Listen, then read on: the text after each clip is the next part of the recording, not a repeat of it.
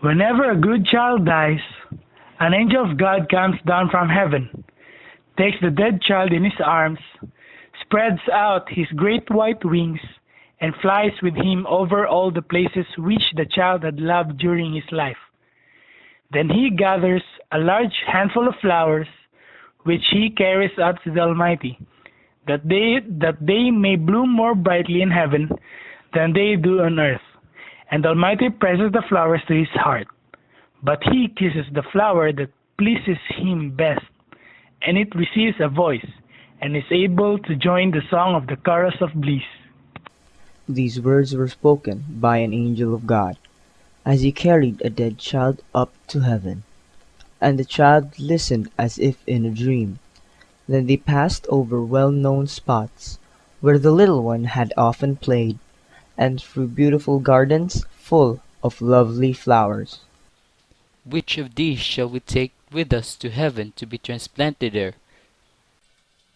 Close by grew a slender, beautiful rosebush, but some wicked hand had broken the stem, and the half-opened rosebuds hung faded and withered on the trailing branches. Poor rosebush, let us take it with us to heaven, that it may bloom above in God's garden.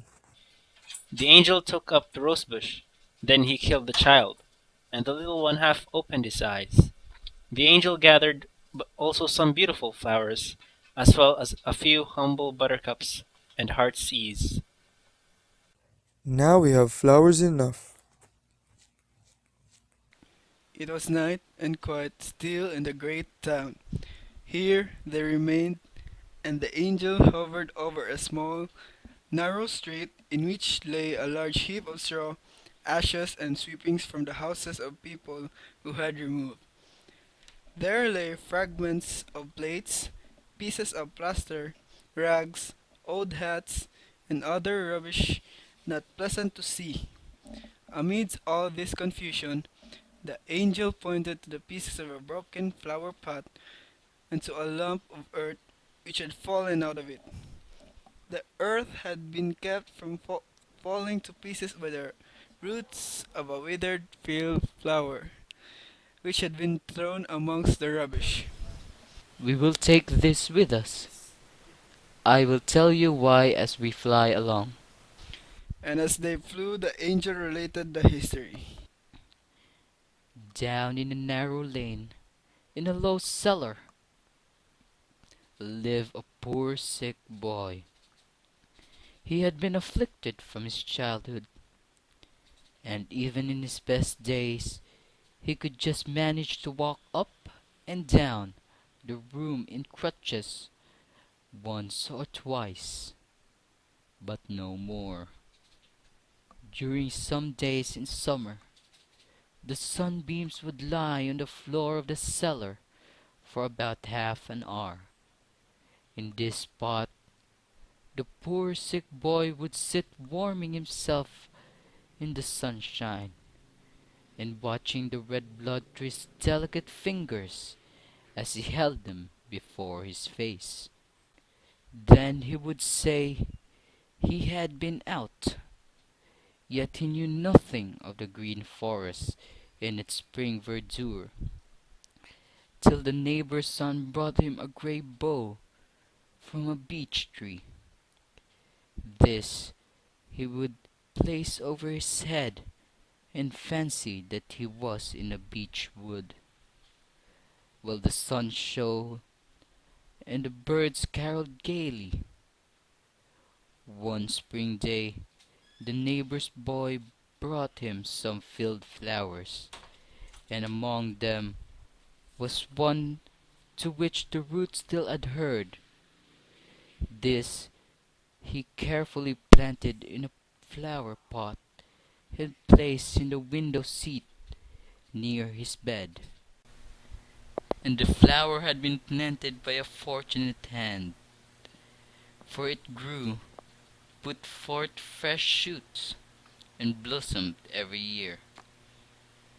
It became a splendid flower garden to the sick boy, and his little treasure upon earth.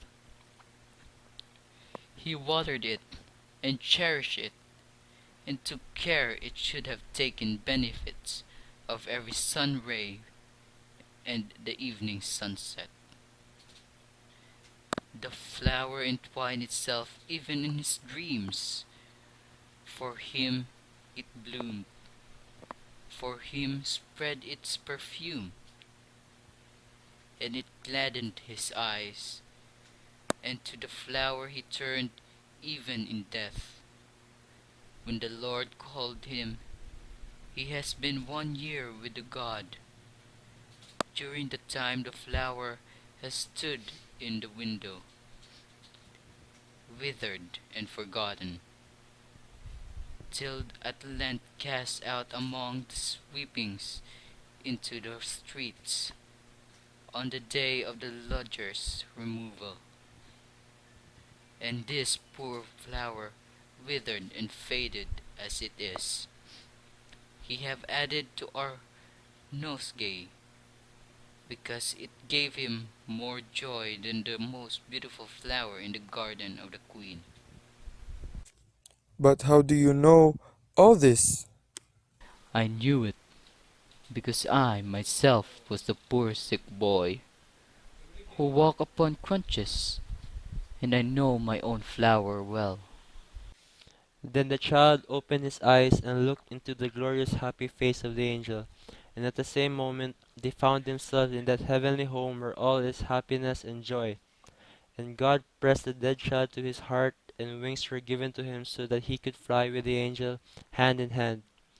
Then the Almighty pressed all the flowers to his heart, but he kissed the withered field flower, and it received a voice. Then it joined in the song of the angels who surrounded the throne, some near and others in a distant circle, but all equally happy. They all joined in the chorus of praise, both great and small, the good, happy child, and the poor field flower that once lay withered and cast away on a heap of rubbish in a narrow, dark street.